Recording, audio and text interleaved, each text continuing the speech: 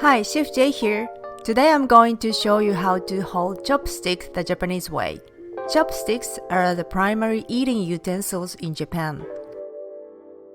Holding chopsticks properly allows for finer movements and more delicate handling of food, while also providing a stable grip that reduces the chance of dropping or losing control of the food.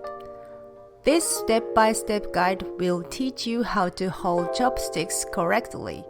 It might be hard for the first time, but you can become confident in using them with practice. Let's get started. Step 1.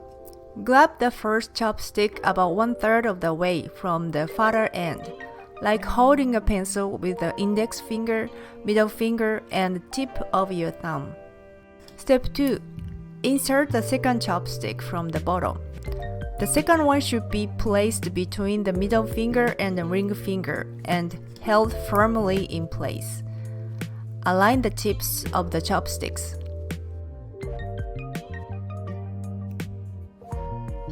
Step 3. Close the tips of the chopsticks, and this is the proper way to hold chopsticks. Step 4. Lift the upper chopstick with your index and middle finger. Make sure to keep the lower chopstick stable and stationary. Step 5. Let's practice lifting the top chopstick. Fix your thumb and ring finger with your non-dominant hand. Then try lifting the top chopstick several times. Step 6.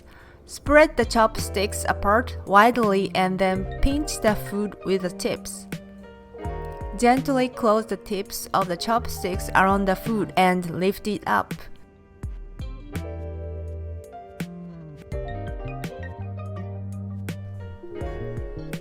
Let's practice.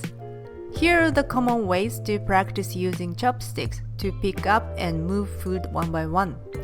I will introduce 3 items that you can practice with. Level 1.